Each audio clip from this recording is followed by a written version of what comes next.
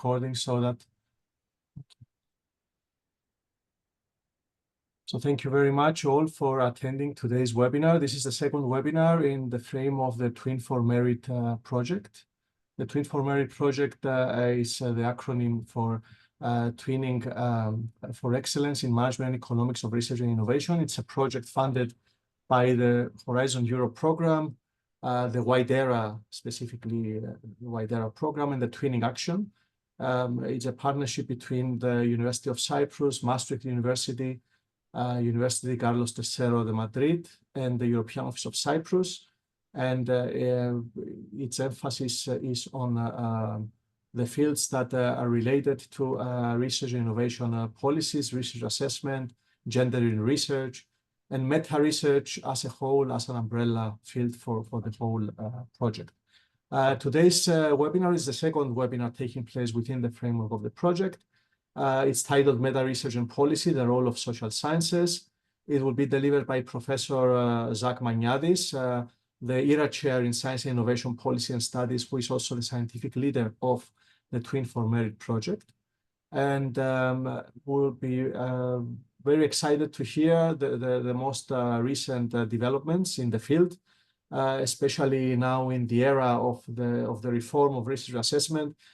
These topics are very important in understanding how meta-research can support evidence-based and science-informed policies.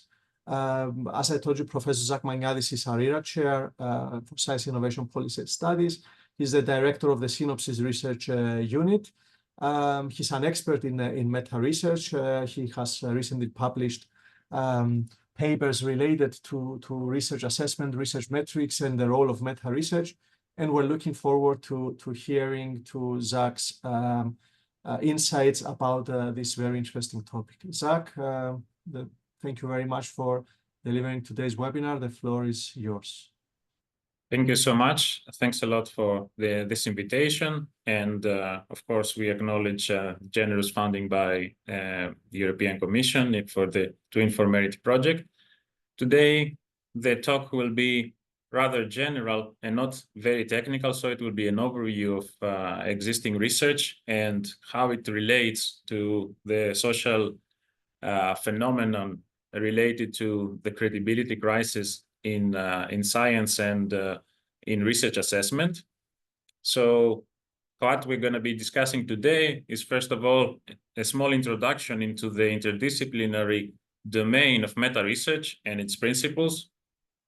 Then we will see how meta-research has uncovered problems in the functioning of science in terms of the reproducibility crisis. And we will also point to the role of social sciences in the meta-research domain dealing with the reproducibility crisis. Then we will briefly speak about the scaling up problem, which means that apart from reproducibility, an issue when it comes to policy, which is also part of today's talk, relates to how the results that might be reproducible at the small scale, how they can be generalized and implemented as large-scale policies and the challenges in doing so. Then we will go to the second type of problems, the second crisis, which relates to bibliometrics, scientific metrics of scientific productivity, and the problems that have occurred, and the discussion about the responsible use of metrics and what is our own contribution with respect to this responsible use. So we can introduce the topic by just saying that very recently there have been active discussions in many countries about these reform assessments. There is also the QARA agreement, which has been signed by hundreds of parties throughout Europe, and it relates to a reform of research assessment. Actually, we are part of one of the working groups of QARA pertaining to responsible innovations. So this is a very active topic of discussion. So let me just take a few steps back and introduce the issue. First of all, we might want to speak about the science of examining science itself. let us think about some young researcher starting a research career. Of course, it's very likely that the scientist in point is going to be idealistic, taking the point of view of why do we do science. First of all, we want to discover truths about the world around us. We want to change the world. In other words, try to use science to predict and affect the future by providing policy advice. And of course, doing so requires that research be reproducible, credible, and scalable. So it can be scaled into large-scale interventions. Now, the problem pertains to the comparison between idealistic and actually science as it is conducted. Again, starting researchers want to discover truths about the world. They are willing to expand our range of knowledge. But we have to realize that science is a human institution, and scientists are human beings, and therefore they are imperfect, and they have their own rules and dynamics, and they can be studied using the scientific method. Now, examples of this divergence between the idealistic and the real science can be social pressures for affecting the scientist's interest. So instead of pursuing their own interest, it might be the case that scientists follow trends and follow topics that are socially acceptable. In fact, it's interesting that some type of research is so controversial and against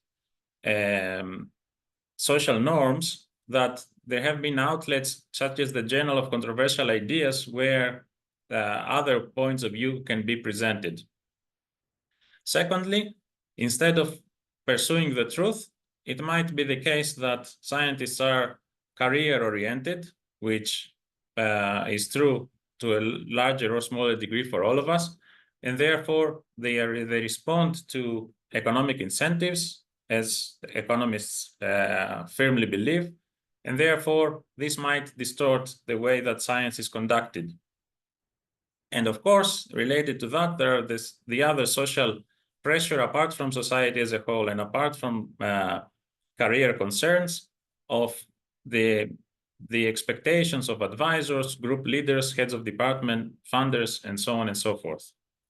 So therefore comes the problem of how do we study actual science as it is conducted in the field?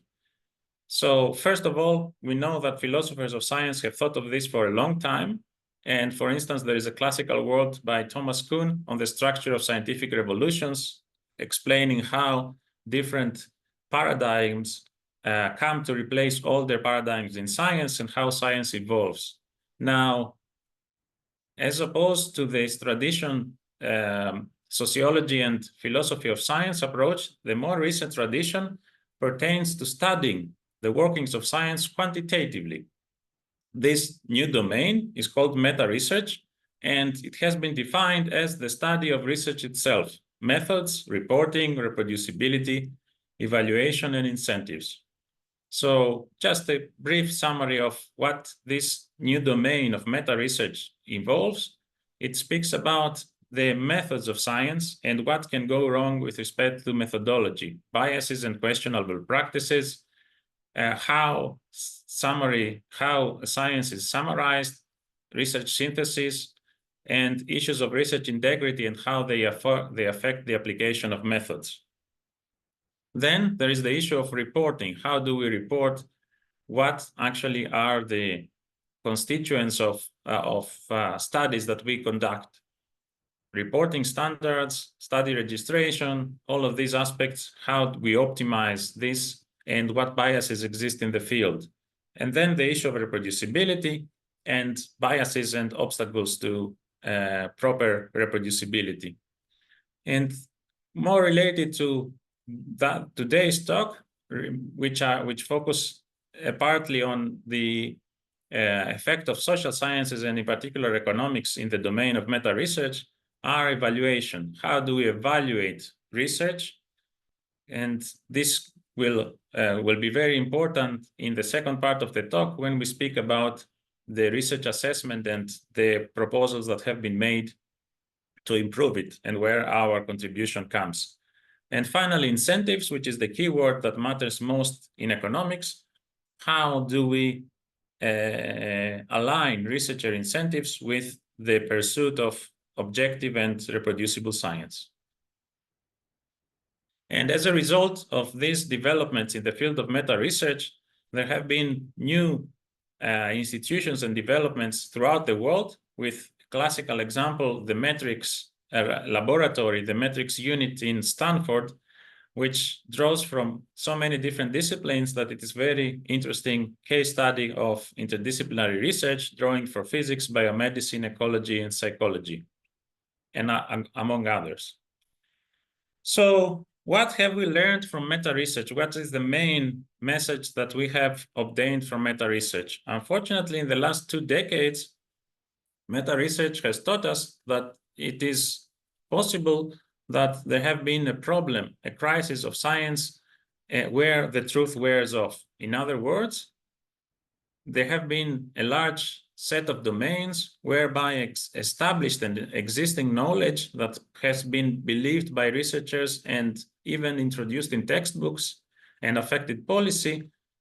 In subsequent studies, the initial effects pertaining especially to experimental domains are much weaker and often different from the original studies.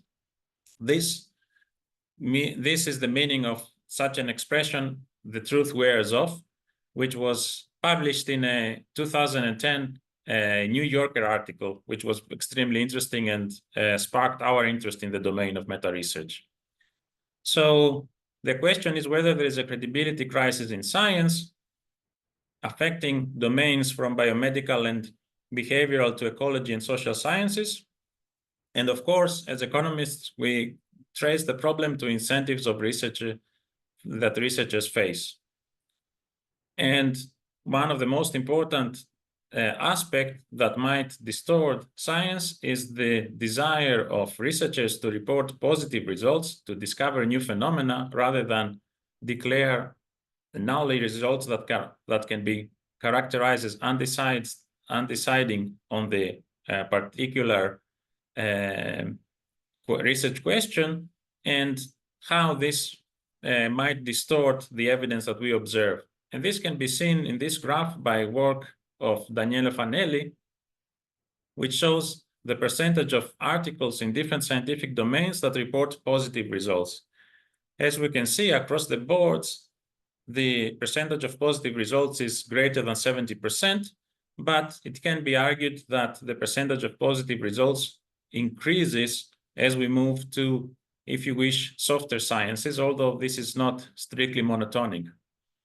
So this is a message about the potential bias in science, that the reason that this can occur can be traced maybe to publication bias, whereby we don't see published null results so often as positive results. And in addition to this pursuit of positive results, there might come the cases where there is research misbehavior. When it comes to the most extreme form of misbehavior, fraud and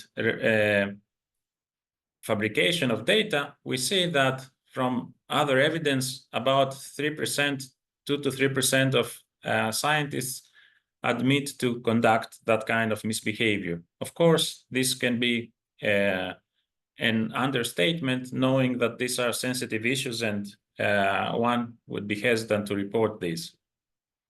And ultimately, this reproducibility crisis can be traced also to reporting standards and flexibility in statistical analysis. And this has been a little bit parodied in a famous study with the dead salmon, whereby they analyzed, using acceptable standards in the particular domain of neuroscience, the neural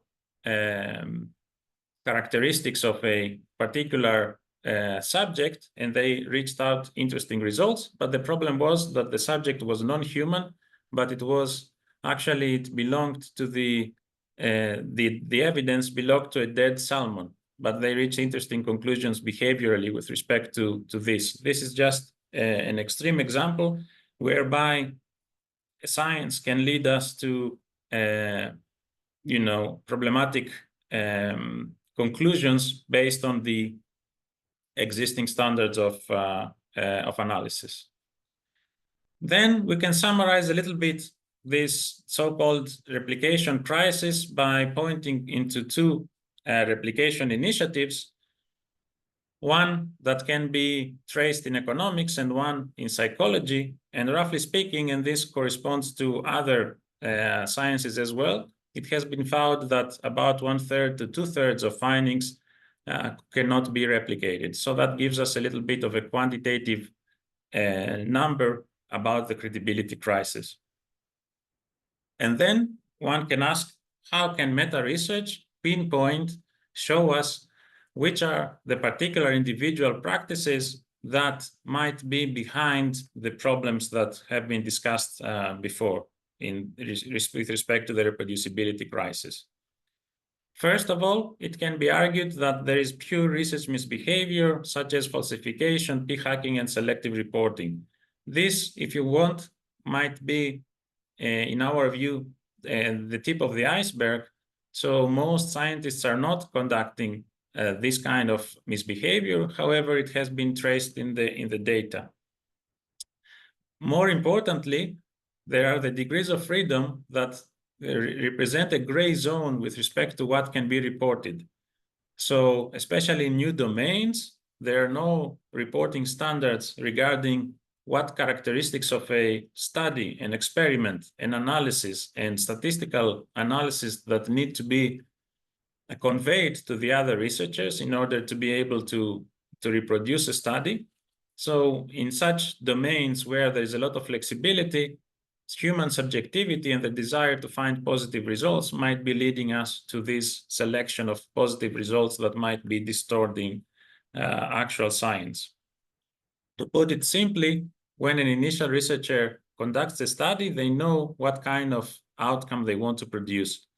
And if they are very flexible in how they present the experiments and the analysis, it's very likely that they will find some sort of statistical association, perhaps by examining a large set of models and hypotheses that will support this conclusion.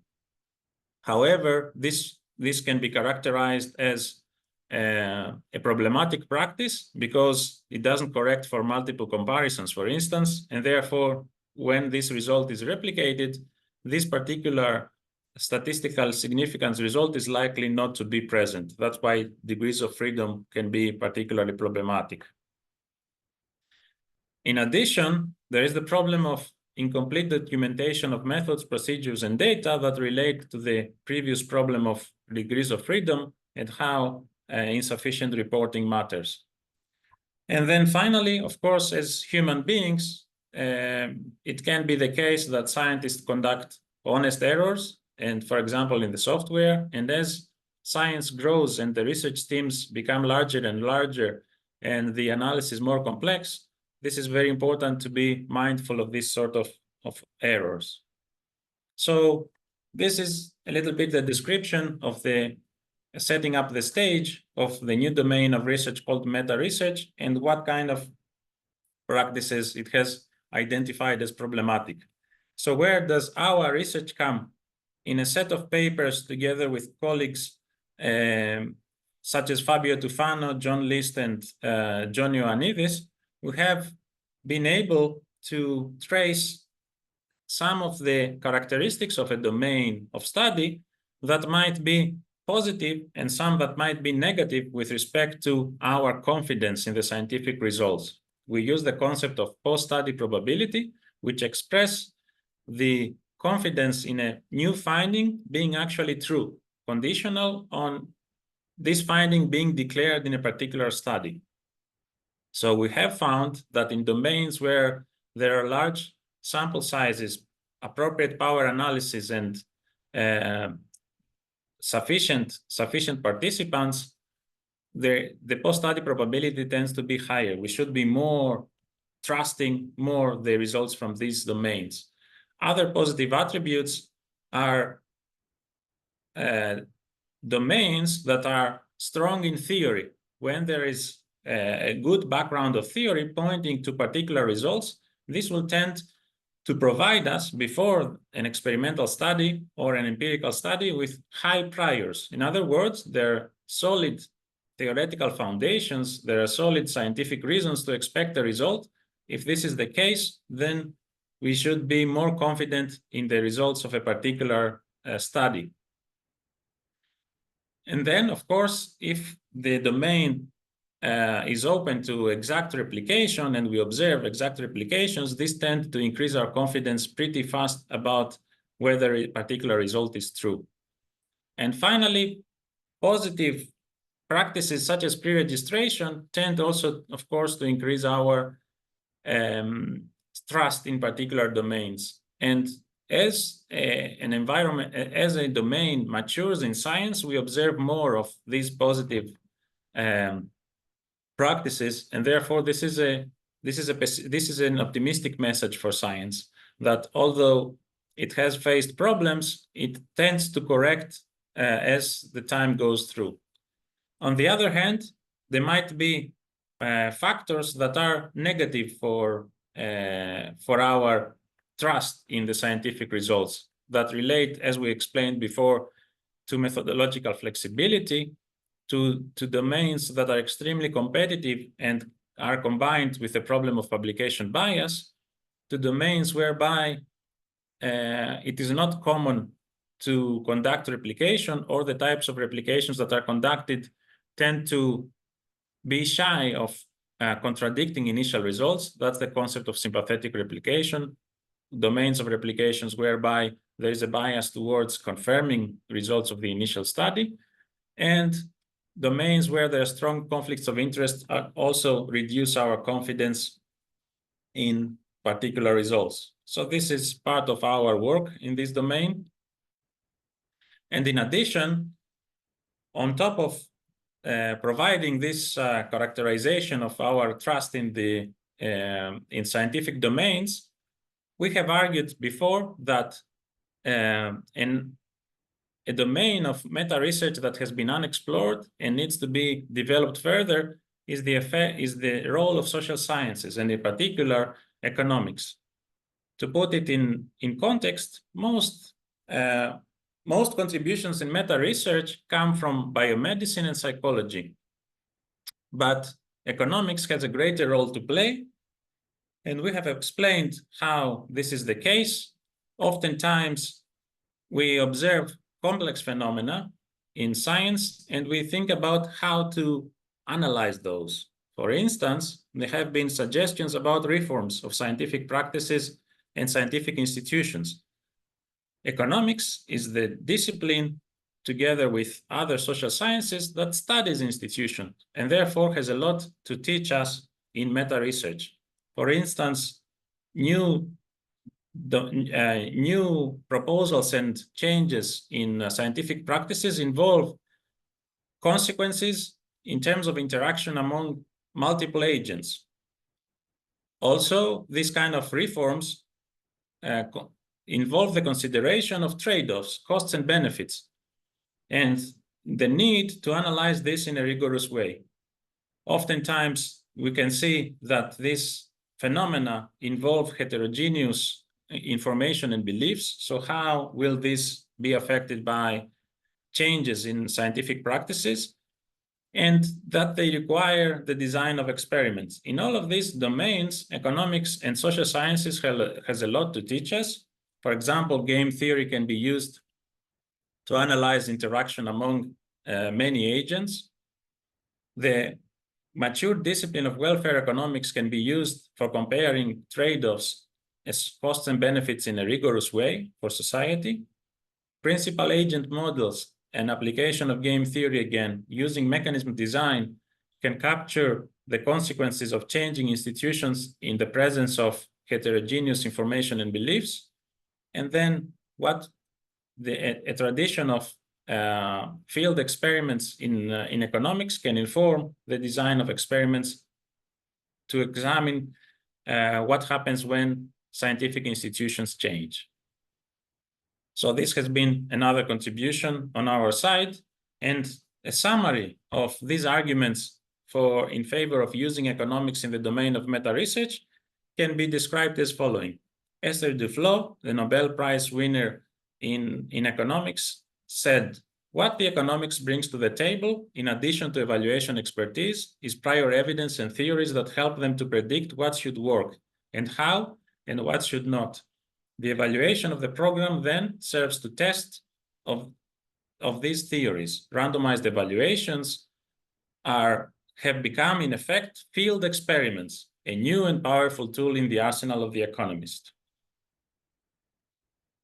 Just for an application of these principles of using economic theory, we have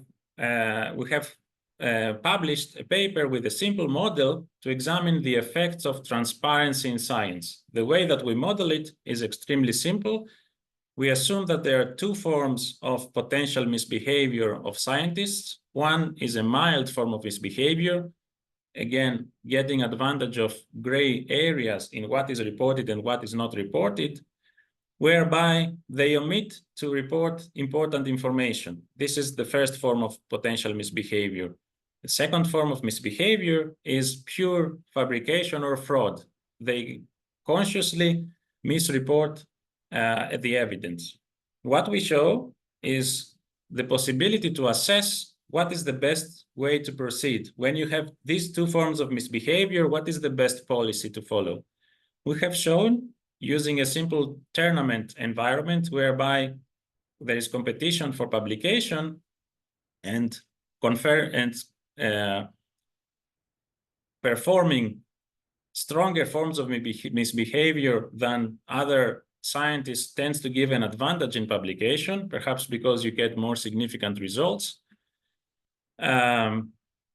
tends to have a simple solution in terms of what policy to follow, which is to rule out mild forms of misbehavior. In other words, have transparency requirements such that they don't allow lying by omission. So they don't allow for gray areas. We show that we don't need to find ways such as auditing to deal with pure fraud, because the incentives for pure fraud will reduce when the mild forms of misbehavior are ruled out. Put very simply, pure fraud can be used as a defensive mechanism when the other researchers tend to be following also problematic practices in terms of transparency. When these practices are not possible, we show that scientific fraud will also decrease. So transparency can be positive both for tackling misbehavior by omission as well as commission. So moving ahead from the possible role of economics and social sciences in the domain of meta-research, we need to focus also on the problem of scaling up. This talk is about policy, so it is important to consider the second aspect. The first aspect we have talked about so far is reproducibility. The degree to which scientific studies provide similar results when conducted independently by other researchers. On top of that, however, there is another aspect. When we take the evidence from scientific studies, we might scale them up as policies in the general population and in conducting particular policies in the field. Now, the question comes, even if scientific studies are reproducible, even if different scientific studies tend to point in the same direction, does this mean that they are useful for society, performed as large-scale policies? And the answer is, it is not clear, it is not obvious. There is also the concept of the scaling up problem that can take the following form. Unfortunately, many things change when we take scientific small-scale evidence and we scale it up into a policy. For instance, we might take small class experiments that show a particular style of teaching as effective, and infer from those that it is possible to conduct a policy that affects a whole area, whole city, and the schools of this area. What can go wrong in the scaling up of scientific interventions is that they are not generalizable because a different population is targeted. It's not the population that is prone to scientific study that could be biased because they might be volunteers. So we have a different population that the policy is applied as opposed to the initial small-scale experiment. Importantly, those who administer the intervention, for instance, the exact way of teaching that we mentioned before, they might be less specialized. Of course, in the initial study, the researchers took a personal interest in having as people who administer the intervention, people specially trained, capable of doing that. The more that a policy is scaled, the supply for such specialized personnel reduces. So it is natural to expect that when the results are scaled up, the quality of administrators falls. And another reason for this to happen is that, as we explained before, we move from incentivized by researchers and specialized personnel to public servants who might not have as strong incentives. And finally, it might be important that the eligibility conditions for participation might change. Again, this relates to the problem of generalizable population. So far, we have spoken about what meta-research is. We have spoken about what meta-research reveals, a potential credibility crisis in science. We emphasized the role of social science in the domain of meta-research, and we spoke briefly about the scaling up problem of scientific results into policies. Now, in the second part of our discussion, we will speak about a twin crisis together with the problem of reproducibility. The problem with scientific metrics. It is, as we will see, this is closely related. So if we are to deal with the problem of reproducibility crisis, we need to provide appropriate incentives to scientists. But in order to provide incentives, we need to think about rewards for performing good science. As long as there is a nice and appropriate system to allocate credit, scientific credit, and culpability for misbehavior, we can be confident that these incentives will be able to be changed and point us to the correct direction. Unfortunately, and this is a little bit of a pessimistic message, this is not the case. In other words, it has been argued that there is a problem in terms of traditional bibliometrics. The general problem pertains to the use of the H index, the impact factor, citation metrics in assessing researchers. So for those of you that are not involved in research, it is a serious challenge to think about what each particular researcher has contributed in every piece of research. Many times we have large research teams with dozens of contributors, and oftentimes people publish multiple papers in a single year. So it is a little bit difficult to allocate measures of productivity. So to summarize, in order to appropriately change incentives in science, to push science in the right direction, we need to change the incentives of researchers. Incentives mean rewarding productivity. But if productivity is very difficult to capture, then we find ourselves in a difficult position. And this is where we are now. There have been active discussions regarding publication and citation counts and the traditional bibliometrics. So what can go wrong? This is a little bit more specific to experienced researchers who will understand this crisis. in bibliometrics. Apologies. We can see that researchers have found ways to abuse the traditional bibliometrics in order to show themselves in a more favorable light.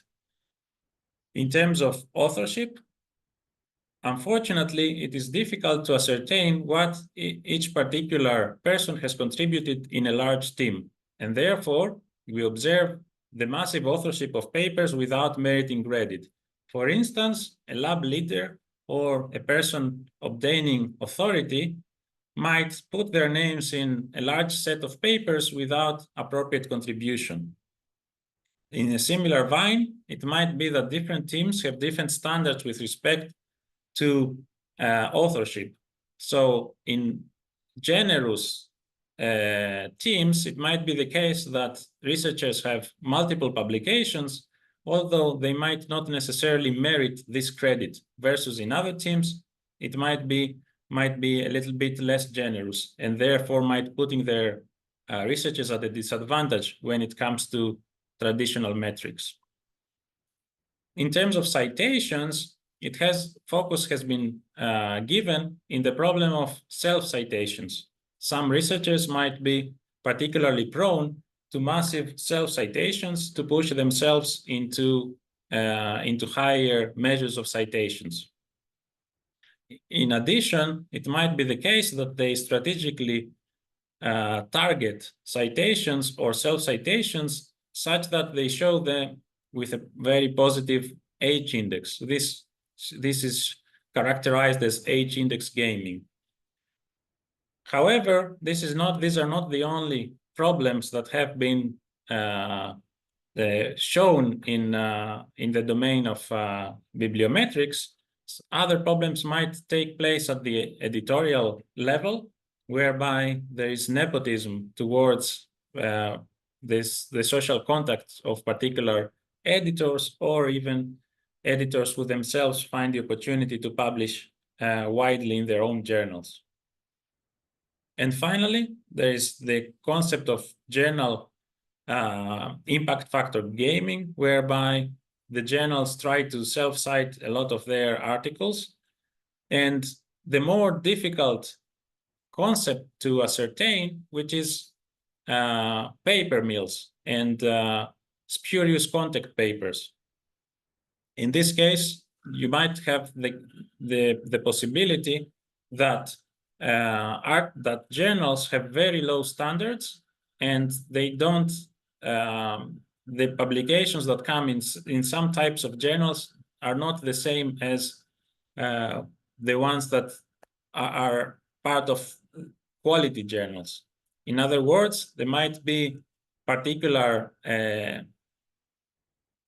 publishing companies whose standards are very low, but the metrics can be gamed by such by the existence of such journals, both at the publication and at the citation level. So these are just a few examples of what might go wrong in terms of the traditional bibliometrics. So the question is, given these factors, what can be done? With some proposals, such as the Coara movement, it has been pointed in the direction of use quantitative metrics less and use qualitative assessment more. I couldn't agree more with this statement that as long as it is possible, it should be followed. We should have high quality peers reviewing in depth the quality of papers of our colleagues in order to ascertain the quality of scholarship. Unfortunately, for most institutions throughout the world, this quality peer review is a scarce resource, which means that it is very difficult to demand from resource-poor institutions to go in the direction of more peer review. Oftentimes, scholars in these institutions lack the time or expertise to perform this peer review. That's why we think that the more promising approach is to try to improve and to deal with the problems of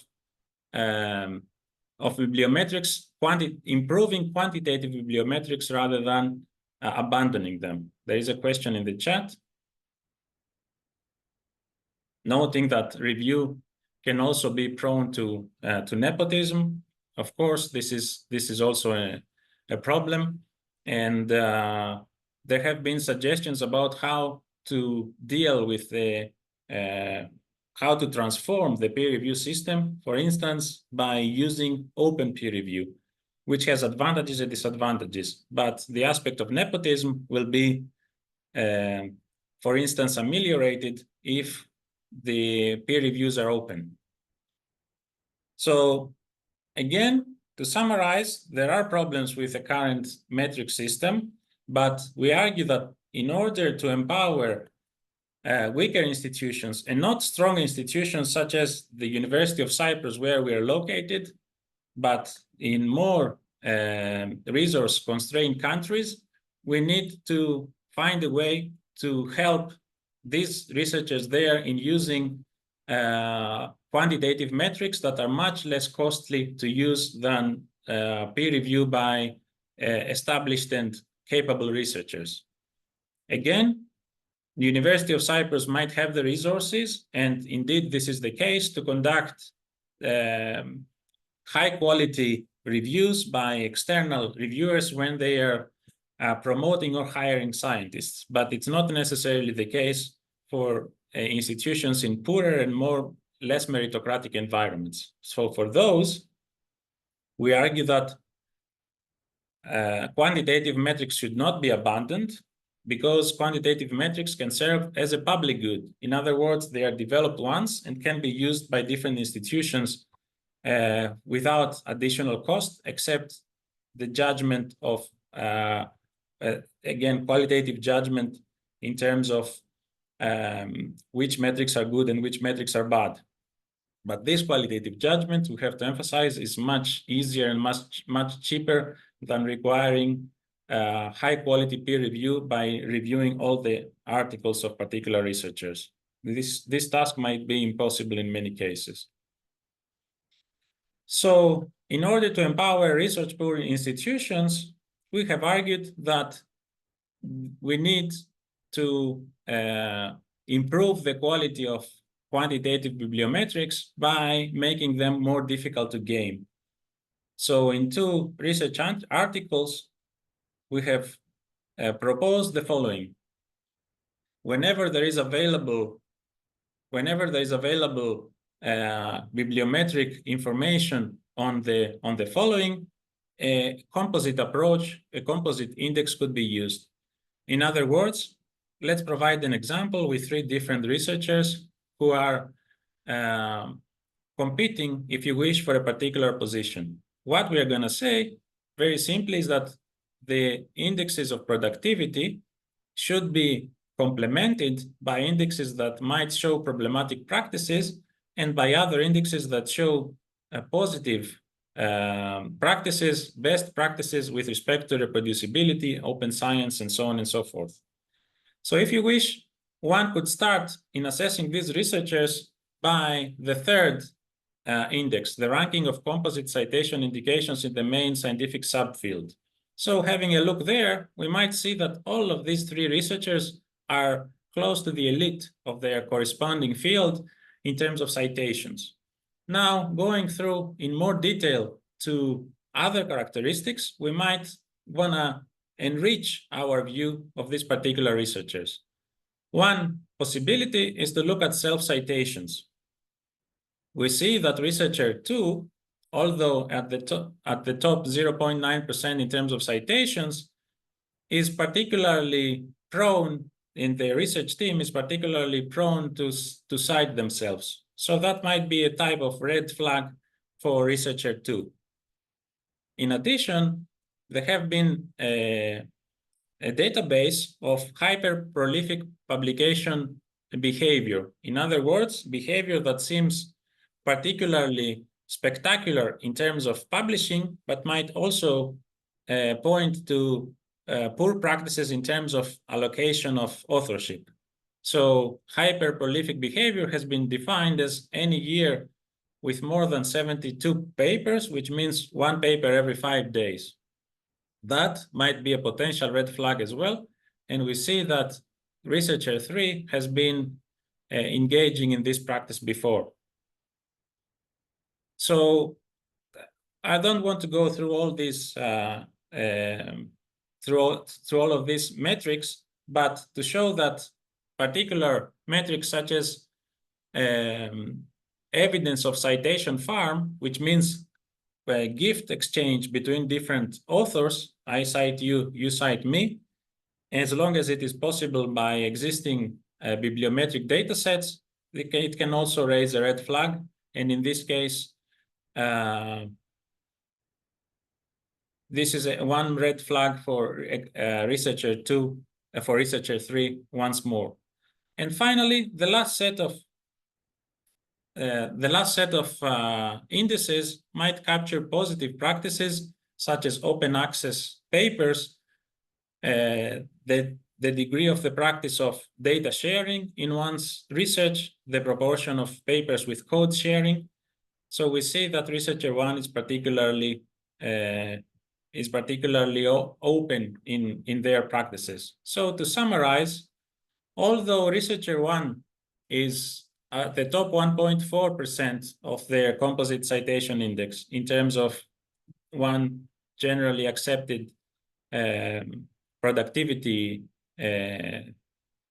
metric, and the other two researchers seem to be faring better in terms of citation, maybe a more holistic view might make us prefer researcher 1 because of less of red flags and more positive practices in terms of open science and reproducibility. But of course, this will always require and necessitate scientific judgment. So to conclude today's talk, we have described a new interdisciplinary domain called meta-research that reveals a series of problems. Importantly, this relates to the issue of how to incentivize best practices in science. So this can be achieved by reforming researcher assessment. And we argue that quantitative metrics might have still a strong role to play. But of course, new developments need to be made in terms of providing public and open information, regarding these metrics. And right now, it seems that most of these metrics can be provided using established platforms by private companies such as Scopus of Elsevier, and therefore it might need a little bit of a reform in terms of the organization of science itself. So I have concluded. Thank you so much. We are open for questions.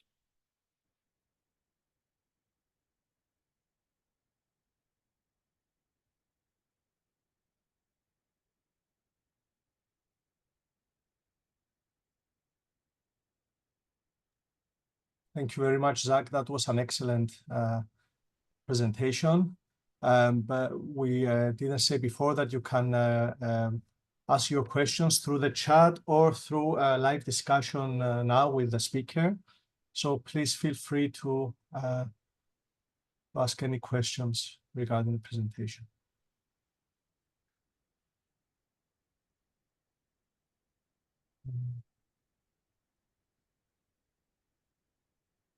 Yes, Sophronis. I think we should.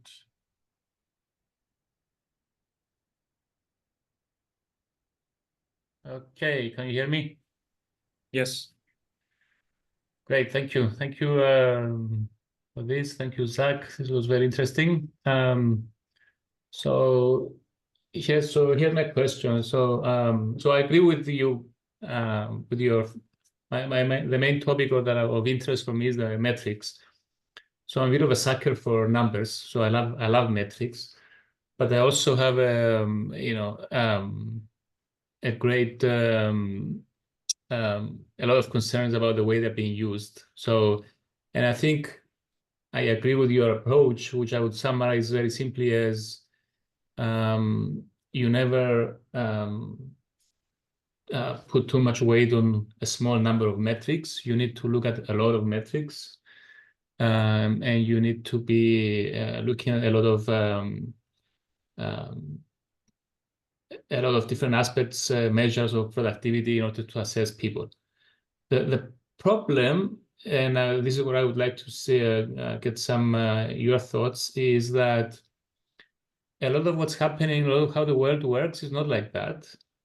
A lot of research assessment is in practice is done with very simple metrics. People go to Google Scholar and they just see, number of citations and number of H index. A lot of the rankings, like Times and all these rankings of universities, are based on just the number of citations, very simple metrics, 1 or 2 metrics. So how can we? So clearly, I assume you agree that this is a problem and we need to change it. So how can we, as a profession, as scientists, can we influence this and try to change this very simplistic approach to evaluating research, which is very influential? I mean, people look at this. People look at these things. People look at Times rankings. They look at Google Scholar. They just look at one number, basically. So how do we deal with that? Thank you. Thank you so much for your question, Sophronis. It seems to me that this will have to move in the direction of a generalized solution of recognizing that the development of this kind of composite indices can be thought of as a public good. It seems that as things are going now, you have the private publishers having their own databases of productivity, and one has to go through the individual websites in order to find these different metrics. One approach would be to agree that there are different forms of gaming the metrics, that there is some sort of consensus on what metrics would be characterized as red flags, what metrics could be characterized as following best practices, and therefore automatize maybe the approach of having a set of a collection of different metrics before this is this assessment is made. At the same time, this is not an approach that can fully replace peer review. So if you do provide this, you might be doing a perfect job. You might provide them as a public good. However, still they need to be assessed by individual researchers. One possibility one have thought in order to empower weaker institutions in this approach is to maybe consider schemes for subsidizing the quality peer review, for example, at the European level. So in institutions where it is likely that this is a scarce resource, maybe finding a way to help these institutions in getting expert advice from international experts, again, combined with the high quality metrics, this can seriously ameliorate the situation. And once more, we shouldn't be, I'll go to add a question shortly, we shouldn't be completely pessimistic. We already see expert approaches, especially in the wealthy countries. For instance, the ref only in the UK only takes advantage of a small number of publications per researcher. So many of the problems we are discussing are not fully present. Again, the institutions where we are at, the University of Cyprus has had traditionally an excellent process of international researchers and helping with the peer assessment. So there are availabilities of solutions, but again, once more, I want to emphasize this is an economic problem. There are scarce resources. If we could have unlimited resources in terms of peer assessment, I don't think that this would be the problem. That would be the first best, the top researchers in the world assessing research itself. Can I get to the next question, maybe, if Sophronis, you agree? Yeah, go ahead. I think it's ad notem with the next question. Yes, thank you. Good morning. My name is Adnote, Maastricht University. I'm a researcher at TWIN4MERIT and dabbling in bibliometrics as well. So I agree with Zach that you know, the whole peer review process is somehow flawed. That is absolutely correct. I also think that it's an issue of resources indeed, which advantages the more wealthier countries and more wealthier institutions there. But I also agree with Sophronis that you know, people are lazy. They like to have one metric that they can focus on. You know, that was seen with the age index when it came in. People jumped on this metric as representing research excellence or researcher excellence in this case. But it's a very complex problem as well, right? Because I don't think there's a one-stop solution to this issue. First, there are disciplinary issues, right? So in economics, we do tend to publish a lot, but not as much, for instance, as in medicine, where there are huge amounts of, or other laboratory-based disciplines, where there are huge amounts of papers coming out, but also with really large teams, where, you know, the issues of that you showed of the myriad of researchers or authors on or co-authors on a paper can be immense. And also the number of papers coming out of one lab experiment can be huge. So these are difficulties that are an issue there. Also the choice of media type. Now we're focusing now on articles, but some disciplines like sociology or other humanity type of disciplines, they are very much focused on book or chapter type of outputs. Or in mathematics, they don't even bother with peer-reviewed articles. They just publish a quick conference paper, and that suffices for them. So I think there's probably not a one stop solution to this. And indeed, if there were to be a broader focus, not just on outputs or on productivity or on impact of this productivity, but for instance, a system where there is more recognition and rewards type of thing, that would be absolutely better. But then again, as you say, that's also an issue of resources.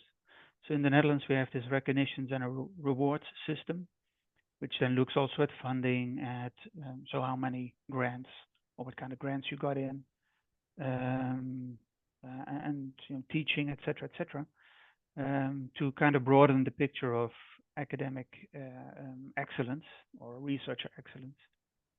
But that, of course, needs a large input for the reviewers to, you know, look at a single researcher and look at all the different aspects that this researcher is covering. So yeah, I think you're absolutely, I agree with you, but I think the problem is very complex to solve. Can I address your very last point? A difficulty that I don't know of a solution to is, as you mentioned, indisputably, there should be ways to deal with dealing with a more holistic assessment of a researcher, and if you wish, of an academic, not necessarily in the domain of research, in terms of being a good citizen, in terms of offering to the community, in terms of a more wider set of contributions. A problem that I see that is very difficult to overcome is what do you do in terms of the mobility of researchers and, for example, the international mobility of researchers. Very many times it is the case, for instance, if we want to increase the recognition that we give to locally relevant research, that this kind of behavior and this kind of practices are particularly good and rewarded at a local level for the particular institution. But then when the researcher wants to move, it is the pure research side that is instrumental and fundamental. So it seems to me that in terms of incentives, there is always a little bit of an extra focus that we give to the research side rather than the other components, because of this possibility to make us more mobile in the academic market. So this is a very difficult problem to overcome.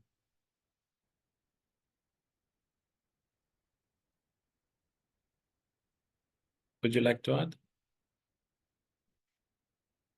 Just a second, let me.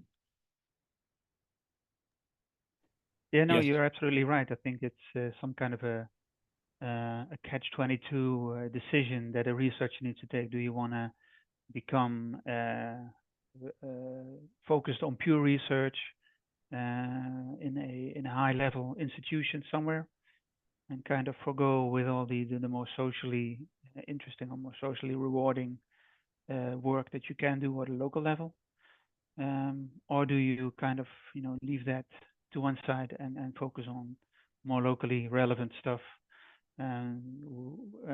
for which you then almost certainly know that you will not get the H-index kudos that you could otherwise get. So that's absolutely true. And then mobility is one thing, gender is another thing for lady researchers, which I'm not sure where we have in the house. I think we do. If you want to start a family, what are you going to do? You're going to give up your career. So these are other things that should perhaps be somewhere in that system. But okay, that's it.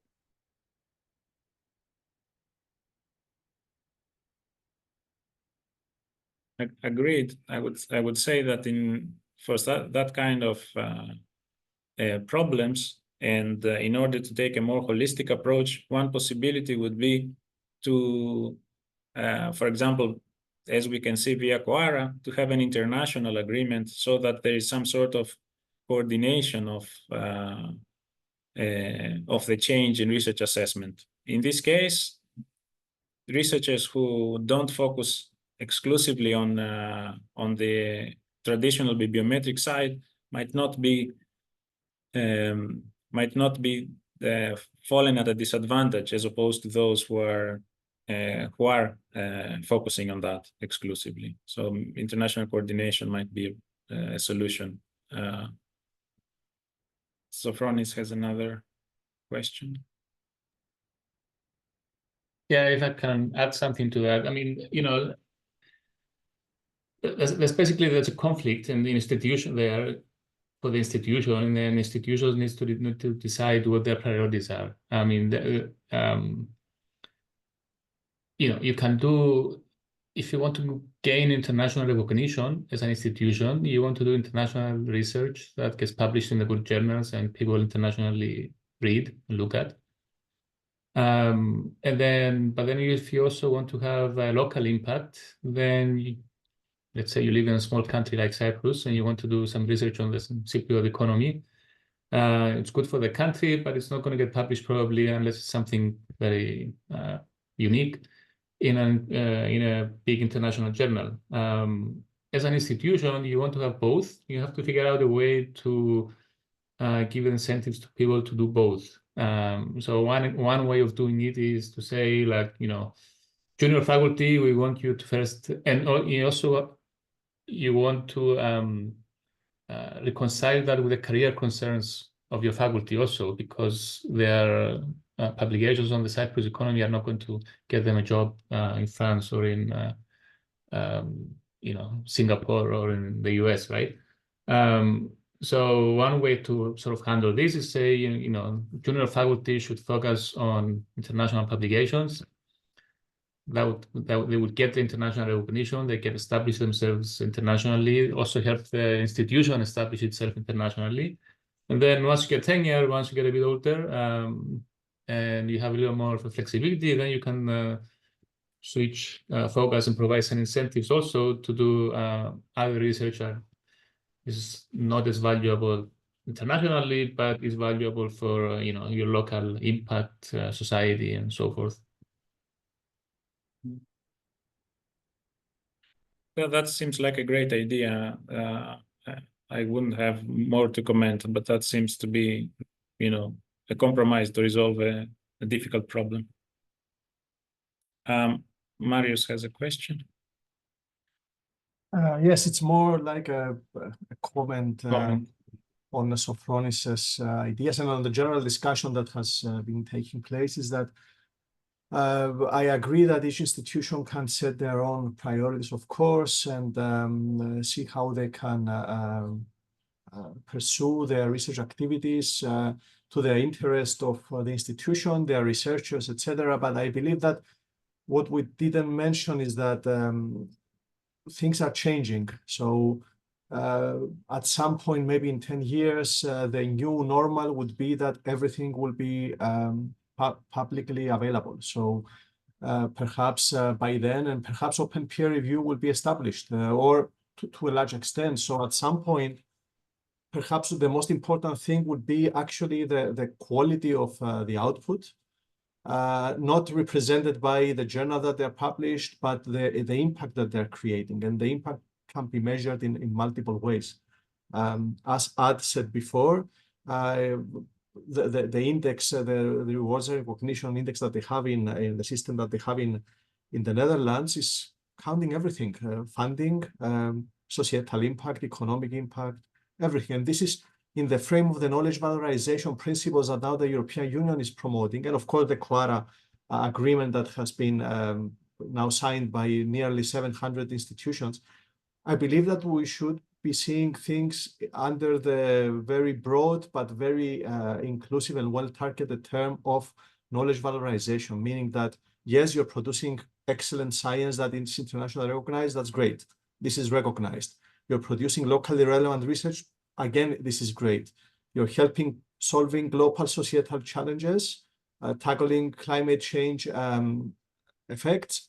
Again, great. Fueling policies with science-informed recommendations. If this improves the policies and consequently the quality of life, that's great again. And I believe that the evaluations should be much more inclusive in terms of different forms and types of research activities, research output, etc. And a solution, as we discussed many times with Zach, would be to also reward peer review. Now, peer review is something that academics and researchers do as donkey work. Let's be real. It's something that, yeah, puts a lot of pressure, keeps you from doing your research. So, but this is highly intellectual. It's intellectually demanding work. You need to actually review someone's many years of work that comes into a paper in your hands or into a grant proposal, and you should be objective. And at some point, this intellectually demanding work should be also rewarded. One of the key aspects of QUARA is that at some point, peer review should be recognized as research output, as part of the effort. And this, I believe, this framework can solve many of the problems. Maybe it will create others, I know, but at least these new problems will be in the sphere of getting a more fair and more transparent research assessment process. And then you can indeed find ways to mitigate or eliminate the new problems that will arise that will highly likely be a result, a product of the more qualitative side of research. And yes, what Zach presented is very important because it's exactly the definition of responsible metrics. What Zach and Johnny Maniadis have produced is exactly how you use metrics for the benefit of researchers and to actually abstain from what Sophronis said, that you get a single metric and you say, okay, age index, okay, that's it. Despite the fact that this age index or this citation number may be, for example, a product of a citation farm, which you cannot realize once you see or self-citations, but you can realize it once you see this framework that Zach proposed to become a public good available for all research assessment experts. So thank you. Hopefully I didn't speak for long, but I wanted just to address the different sides of this excellent presentation. Thank you very much again, Zach, for these insights that you have provided. Thank you, Maria. I'm looking at some comments by Ed.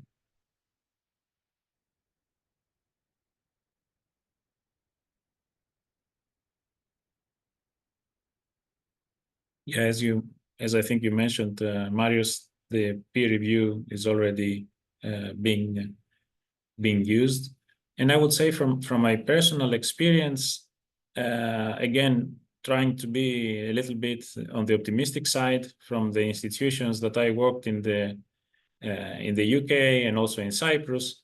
But again, these are rich institutions. I have to emphasize it a lot.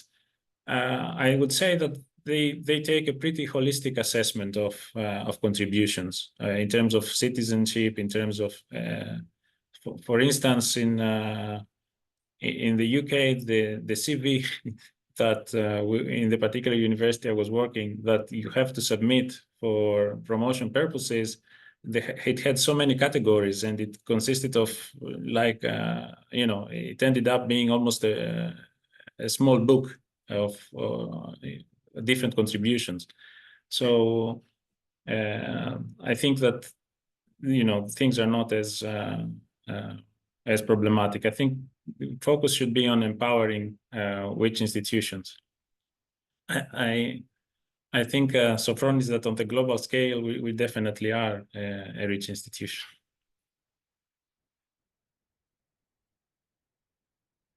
Michalis has a question. Oh, sorry, Michael. Please.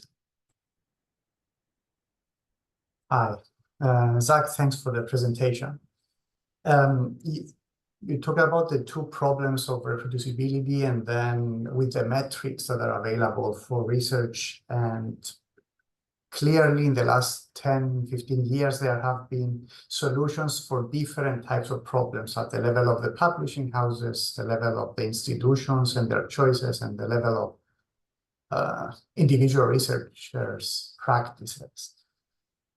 Do you have any recommendations for the graduate students and early career researchers who have been lately trained in maybe the same practices that we have been trained ourselves some years ago, which means we are still training people in the same practices that we are now identifying as not necessarily optimal? Do you have any, you have in mind any initiatives or any practices to apply with like methods courses in graduate degrees? Mm-hmm. I think that definitely, I don't remember on the top of my head, but definitely we have been taking into account in several institutions the best practices for open science and reproducibility, for instance. I'm pretty sure that different international excellence centers, such as BITS in Berkeley or Metrics at Stanford, other such institutions, they have been providing quite a set of educational activities. I think that it has not become mainstream, so this is very important to note. But I think that instilling to young researchers the concept that Marius emphasized, that things are changing, and a more holistic approach will need to be followed in general, and showing them, for instance, that there are important metrics that capture best practices in science. So that would be pointing to a shift in incentives. That's also important. Again, I know of educational initiatives. I'm not an expert in those, but I absolutely agree that this should be at a much larger scale. Speaking about best practices in openness, data sharing, reproducibility.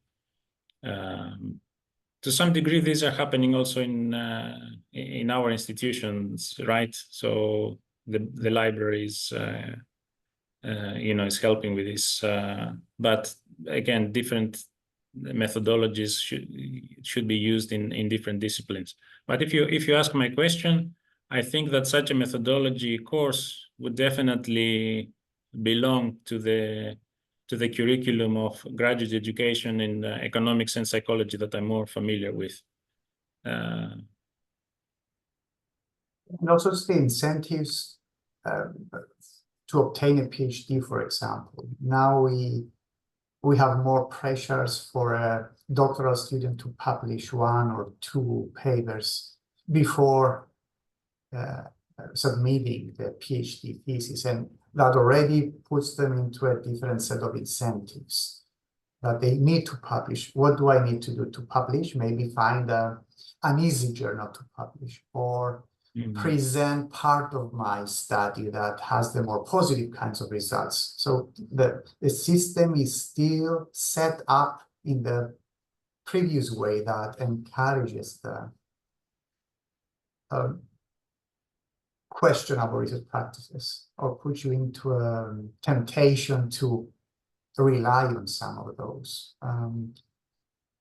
Yeah, it's the conundrum. It's the difficult compromise between providing incentives for our young researchers to do publish internationally recognized research, to do make the extra effort to be productive research-wise, which is still the most important component, and at the same time making sure that they don't get into the habit of gaming the system, and maybe changing a little bit the discussion, but keeping on the same domain. I think that a problem in the modern publication system and in the peer review, in the citation metrics, is predatory publishing, which is very difficult to define, and oftentimes not only shows you a large productivity with not much peer review in terms of quantity, but oftentimes also high recognition in terms of citations, because maybe these predatory journals also tend to be engaged in citation farming, and you have different ecosystems of publishing. So that makes it extremely difficult. How do you define a predatory journal? How do you really count productivity at the end of the day? thanks.